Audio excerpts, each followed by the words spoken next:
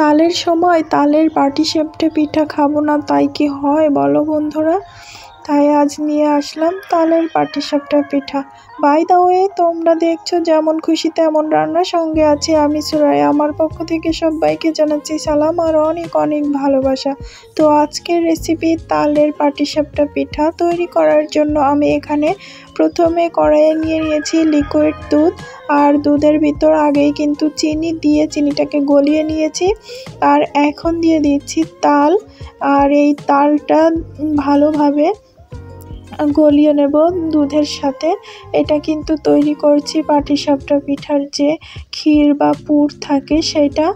তো এটা ভালোভাবে মিশিয়ে নিয়ে এখন এর ভিতর কিন্তু দিয়ে দেব 2 চামচের মতো চালের গুঁড়া। তো তার আগে একটু ভালোভাবে এগুলোকে নাড়িয়ে মিক্সড করে নিয়ে একটু লবণ দিয়ে দিচ্ছি পরিমাণ মতো, তোমরা চাইলে নাও দিতে পারো। আর এরপর দিচ্ছি এই ছোট চামচের 2 চামচ মতো চালের গুঁড়া দিয়ে এখন একটা নাড়ানির সাহায্যে বা খুন্তির সাহায্যে অনবরত এটা নাড়াতে হবে। থেমে থাকলে হবে না, তাহলে কিন্তু নিচ থেকে লেগে যাবে, ক্ষীরটা বা পুরটা ভালোভাবে তৈরি হবে না আর পিঠাটা খেতেও টেস্টি হবে না। তো অনবরত নাড়তে নাড়তে এরকম একটা পর্যায়ে চলে আসবে। তো আরও একটু ঘন হবে, এ কারণে আমি এটাকে আরও কিছু সময় নাড়াচাড়া করব।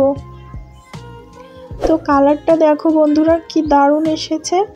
আর আমার ক্ষীরটাও কিন্তু প্রায় তৈরি হয়ে গেছে।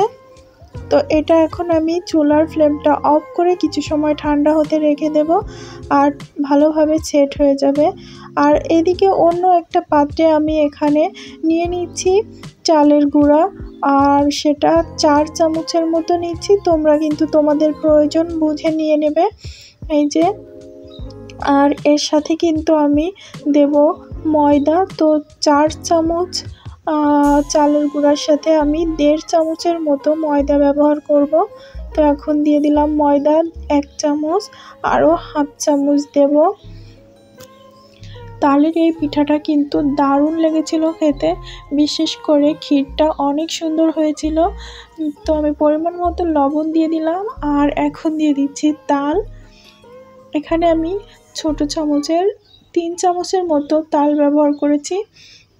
তোমরা যদি একটু বেশি পছন্দ করো তাহলে বেশি করে দিতে পারো। এরপর সমস্ত কিছু মিক্সড করে নিচ্ছি। আর যে পানিটা ব্যবহার করছি পানিটা কিন্তু চিনি গুলানো পানি। আমি কাজের সুবিধার্থে এখানে চিনিটা গলিয়ে নিয়েছি পানির ভেতর। আর তোমরা যদি চাও এভাবে দেবে না, তবে চিনিটা সেক্ষেত্রে একটু গুঁড়ো করে নিতে পারো। তো যাদের হাতে সময় থাকে না তো তারা এইভাবেও করতে পারো, এতে ইজি হয় আর কি। তো দেখো বন্ধুরা, আমি কিন্তু গুলিয়ে নিয়েছি পাটিসাপটা পিঠা তৈরি করার জন্য গুলাটা। তো তোমরা এর কনসিস্টেন্সিটা দেখে বুঝতে পারছো যে কিভাবে গুলিয়ে নিয়েছি আমি। তোমরাও ঠিক এইভাবে গুলিয়ে নেবে, তবে পিঠাটা কিন্তু খেতে দারুণ হবে আর নরম তুলতুলে হবে, যা গালে দিলে একেবারে মিলিয়ে যাবে। দারুণ মজা হয়েছিল পিঠাটা, তোমরাও কিন্তু এইভাবে তৈরি করতে পারো। তো আমার গুলিয়ে নেওয়া হয়ে গেছে, চলো এখন চুলায় চলে যায়। আর এদিকে দেখো বন্ধুরা, এটা কিন্তু ভালোভাবে সেট হয়ে গেছে। এখন এটাকে আমি নামিয়ে রেখে দেব। তো এর যে কালারটা সেটা দেখেই কিন্তু আমার মনটা ভরে গিয়েছিল। তো আমি এদিকে একটা তাওয়া বসিয়ে দিয়েছি, তাওয়াটা গরম হয়ে গেলে আমি এখানে 2 চামচ বেটার দিয়ে দিচ্ছি। দিয়ে এখন এই তাওয়াটাকে একটু ঘুরিয়ে ঘুরিয়ে গোল করে নেব, মানে পিঠাটাকে বড় করে নেব। এই যে আমি পিঠাটাকে কিন্তু বড় করে নিয়েছি। আর এইভাবে আমি প্রায় 2 থেকে 3 মিনিট রাখবো। এরকম একটা শুকনো শুকনো হয়ে আসলে উপর থেকে যে ক্ষীরটা বানিয়ে রেখেছিলাম সেটা এক সাইড করে দিয়ে দেব। তো এক সাইড করে দেওয়ার পরে একটা খুন্তির সাহায্যে এখন এগুলোকে ভাঁজ করে দেব, ঠিক যেভাবে ডিম ভাজা করা হয় সেইভাবেই কিন্তু আস্তে আস্তে আলতো হাতে ভাঁজ করে দিতে হবে, যাতে পুরটা বাইরে বের হয়ে না যায় সেদিকে খেয়াল রেখে।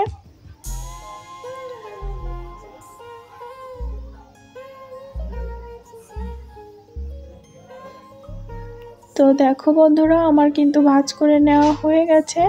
আমার প্রথম পিঠাটা তৈরি হয়ে গেল। এটা আমি এই পাশটা 1 থেকে 1.5 মিনিট মতো ভেজে নেব। ভেজে এটাকে উল্টে দেব। তো 1.5 মিনিট পর আমি এটা উল্টে দিচ্ছি। আবারও অপর সাইডও 1 থেকে 1.5 মিনিট মতো ভেজে নেব। তো রেডি হয়ে গেল আমার প্রথম পাটিসাপটা পিঠাটা। তো আমি এভাবে কিন্তু আরও অনেকগুলো পাটিসাপটা তৈরি করে নেব আর তোমাদেরকে দেখাবো। তো আমি এটা নামিয়ে নিচ্ছি। তো বন্ধুরা, আমার ভিডিওটি যদি তোমাদের ভালো লেগে থাকে তাহলে আমার চ্যানেলটিকে সাবস্ক্রাইব করো, লাইক কমেন্ট শেয়ার করে আমার সাথেই থেকো। আর তোমাদের কাছে ছোট্ট একটা রিকোয়েস্ট রইল, ভিডিওটা শুরু করার সময় প্লিজ লাইক দিয়ে কন্টিনিউ করো।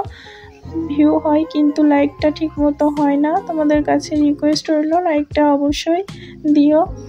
লাইক দিলে আরও 10 জনের কাছে আমার ভিডিওটা পৌঁছায়, এতে আমার ভিডিও বানানোর উৎসাহ জাগে। যাই হোক, তো আমি আবারও সেম প্রসেসে কিন্তু পাটিসাপটা পিঠা তৈরি করে নিচ্ছি।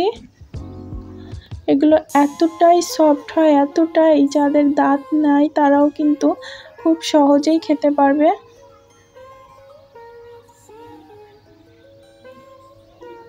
তো আলতো হাতে সবগুলো পিঠাই কিন্তু এই ভাঁজ করতে হবে, যাতে পুরটা বাইরে বের হয়ে না যায় সেদিকে খেয়াল রেখে।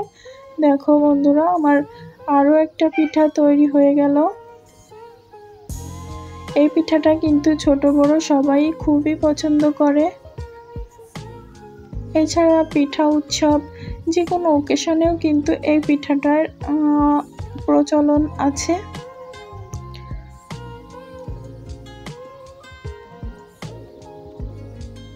তো তোমাদের সুবিধার্থে কিন্তু আমি আরও একটা পিঠা এখানে তৈরি করে দেখাচ্ছি। তো সেম প্রসেসে আমি রুটিটা তৈরি করে নিয়েছি, নিয়ে এখন এর ভিতর ক্ষীরটা দিয়ে দিলাম, দিয়ে ভাঁজ করে দিচ্ছি।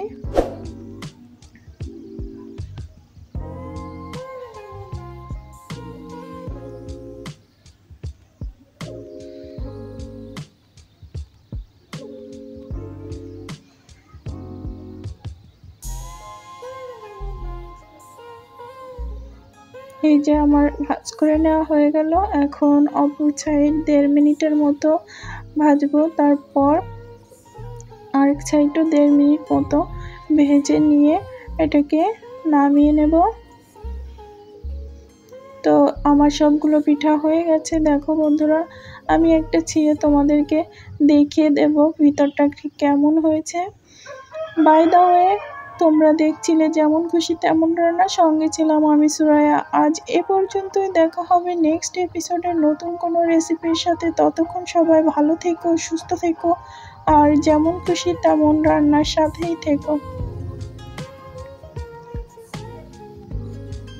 তো সবাইকে জানাচ্ছি আল্লাহ হাফেজ।